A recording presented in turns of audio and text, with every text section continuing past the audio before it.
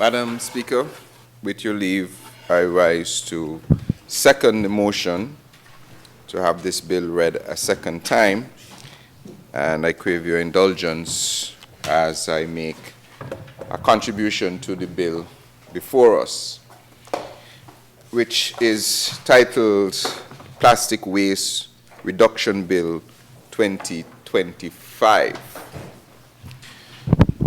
Honorable Speaker and esteemed colleagues and citizens of St. Kitts and Nevis,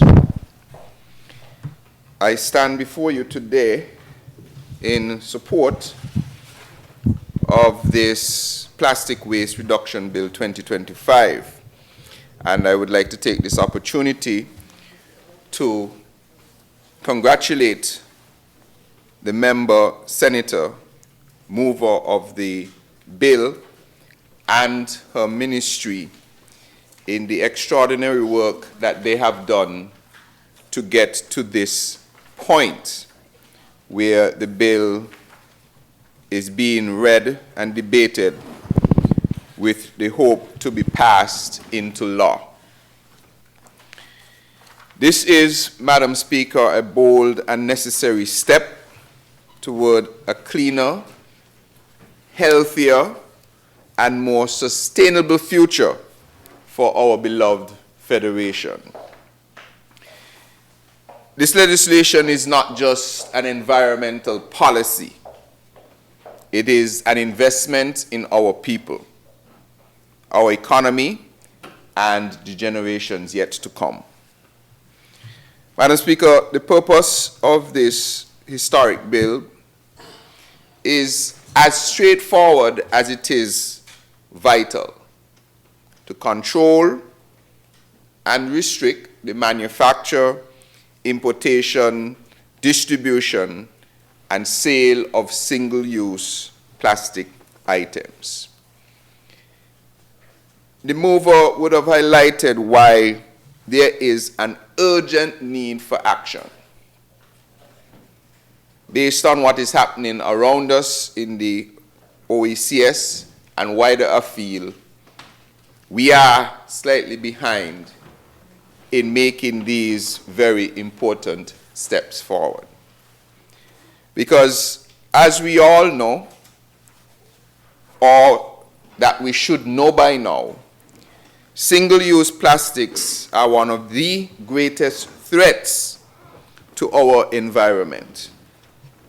Every day, millions of plastic bags, straws, and containers are discarded, polluting our oceans, our seas, harming marine life, and clogging our landfills. The mover spoke about the challenges that our landfills or our landfill face when it comes to plastic. This crisis does not only affect wildlife, it affects all of us. Plastic waste breaks down into what is called microplastics and infiltrate our food, our water, and even the air we breathe. Inaction really is no longer an option. In fact, when you go to the doctor nowadays and you mention that you have some strange feelings, maybe you feel an electrical shock somewhere in your body, there are some doctors who are saying that all of the contamination that exists in our oceans are now coming back to bite us. And whereas years ago they would say it's okay to eat fish, they're now reconsidering that advice because of the toxic substances that exist in our seas, in our oceans, in rivers even where you get freshwater fish. And that it is time for us to take action. So, Madam Speaker, again, I want to commend the Minister, the Ministry, and, of course, the Cabinet for its support in addressing this issue head-on. And by addressing it head-on, we are taking a decisive step to protect our precious marine and terrestrial ecosystems while promoting sustainable, environmentally friendly alternatives. Madam Speaker, sometimes it is difficult for us to appreciate the incremental dangers of things that we do. So, we have plastics, we throw them away, we don't see the impact right away. We don't feel it. But something struck me by what the mover said, is that the first plastic bag or plastic item, single use, was done in 1907. Commercially produced. And that is still with us today. And so if you could only imagine, I mean, a dripping pipe, for instance. One drip doesn't look like much. Two drips still don't look like much. But you leave a dripping pipe into a sink that is clogged, and you go for a couple of days and come back, your whole house is flooded from a single drip, drip, drip. And over the last century, we have been dripping and dripping until we start to open the pipe even a little bit more and pouring plastics into the environment which we need to survive.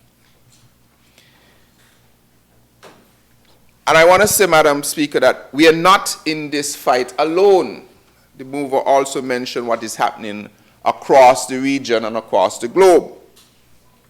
And across this earth, which we call home, nations have recognized the urgency of banning harmful plastics, setting a precedent for responsible governance. It is really our responsibility if we intend to pass on a livable earth. It is now our turn to rise to the occasion, to demonstrate leadership and to secure a future where sustainable choices become the norm. And again, I want to commend the Minister and the Ministry of Sustainable Development for making the Sustainable Island State Agenda a household set of words. Earlier this week, we had a GCF dialogue here, and I was fortunate to be invited to speak on one of the panels. And what I said is I recounted that early on, years ago, when the concept of the Sustainable Island State Agenda was brought, one of the questions we had in Cabinet is, how are we going to get people to say sustainable? What does it mean to be sustainable? Will people remember that? Is it too much a big word? How will people react to it? We have to drive it home. And so we made a commitment that throughout our ministries, throughout our speeches, we will consistently speak of a Sustainable Island State Agenda. And what is happening today? Our persons in the civil service and in the technical positions are now reverberating that same language to us and saying, remember, you said that we are building a sustainable island state. And if we are building a sustainable island state, these are the things that we need to do. And so, yes, I want to repeat that it is now our turn to rise to the occasion, to demonstrate leadership, and to secure a future where sustainable choices become the norm. Now, Madam Speaker, this bill, the Plastic Waste Reduction Bill, is built on 4 pillars that deserve our support. 1, environmental protection. We have to protect our environment. The bill, as mentioned, prohibits manufacturing, importation, and sale of harmful single-use plastic bags, single-use t-shirt bags, single-use straws, single-use cutlery, and single-use plates. These items once hailed for their convenience. That's why they were made. They were very convenient. But one of the things I love about science, and that's why I will always depend on science, is that it evolves.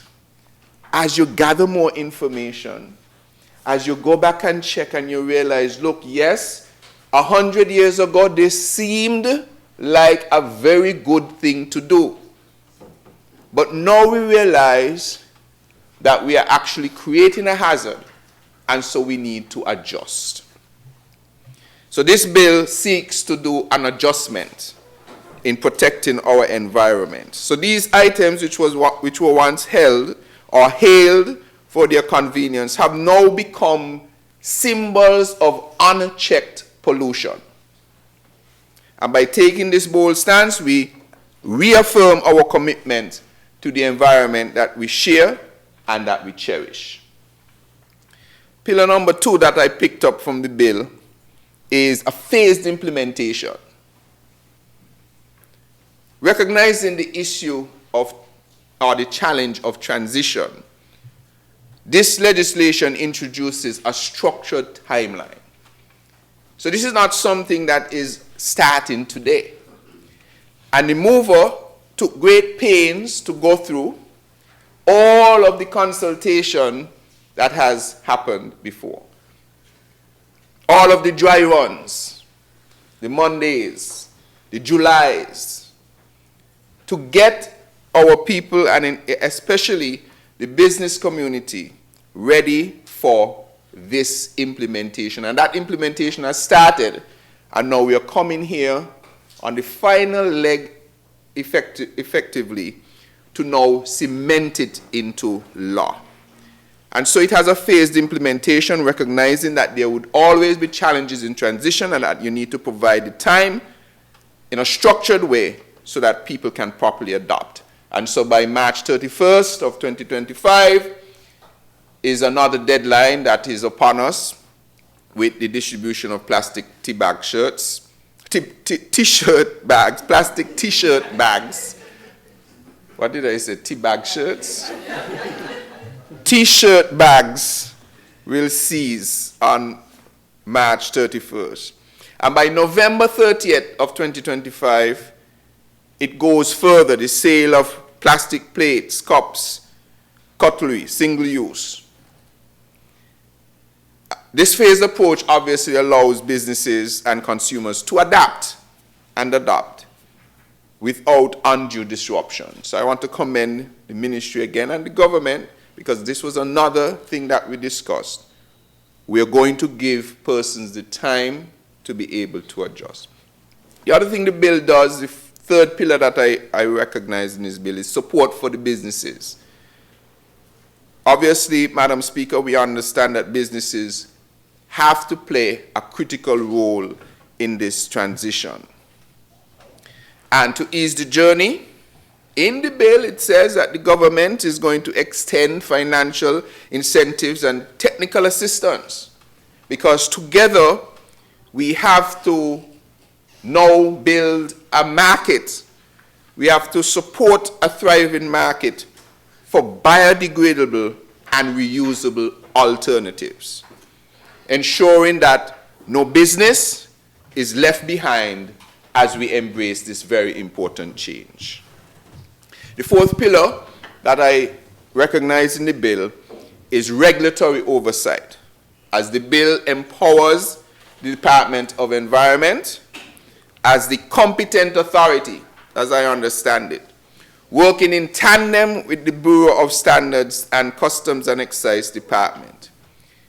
And thus, through robust enforcement, routine inspections, and of course, as usual, you always have to have penalties for non-compliance. It is intended to ensure integrity of this legislation and its effective implementation. So if I may just zero in quickly on one or two of these This is a bill that balances progress with responsibility.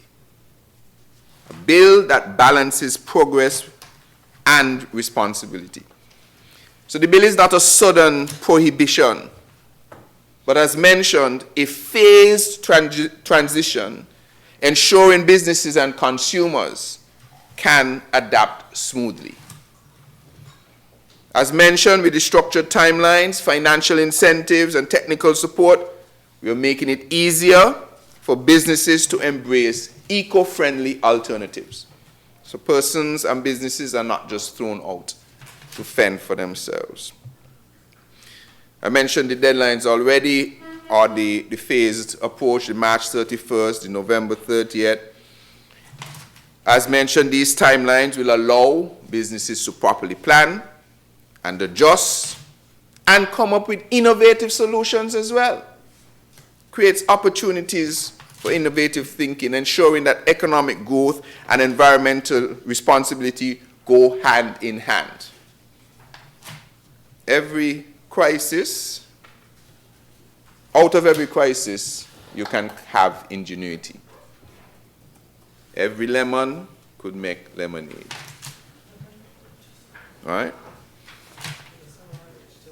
What you say, sour orange? And I like that one in particular. Long time I haven't had some sour orange. Climate change. Oh, that's why. Yes, With sour orange. Yes, sour orange. So that is what's happening. Yes, because I have one named Bearing.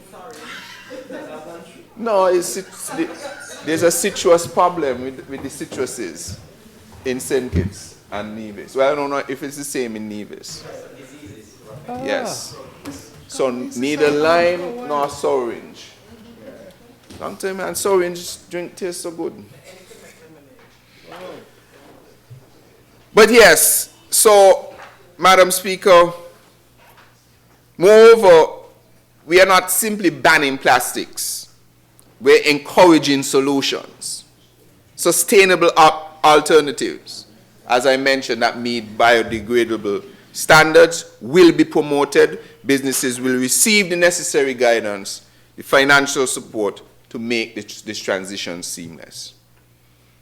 I spoke about enforcement through regulatory oversight, but it's going to be with fairness and accountability. Regulation without enforcement, obviously, is meaningless. That is why the bill empowers the Department of Environment, as I mentioned, in collaboration with the other key agencies, to monitor compliance, conduct inspections, and impose penalties where necessary. However, this bill is not about punishment, not at all. It is about progress. Businesses will receive fair warning, they will receive technical assistance, and they will be given every opportunity to align with the law before we start talking about any penalties, because that is not what it is about. So, Madam Speaker, as I wrap, this bill is not merely about policy. It is a promise that we will safeguard our beaches, protect marine life, and leave behind a nation that values sustainability over convenience. A promise that we will prioritize public health by reducing the plastic pollutants that infiltrate our daily lives. And looking forward for the member from number 8 to give us the public health perspective on why this is a critical bill. Honorable Madam Speaker, I urge my colleagues in this chamber to recognize this, or the profound significance of this bill. The choices that we make here today will define the legacy that we leave behind. Let us choose responsibility over carelessness, sustainability over short-term convenience, and leadership over complacency. Together, let's pass this bill, the Plastic Waste Reduction Bill 2025, and take a decisive step toward a greener, healthier, and more resilient, sustainable St. Christopher and Nevis.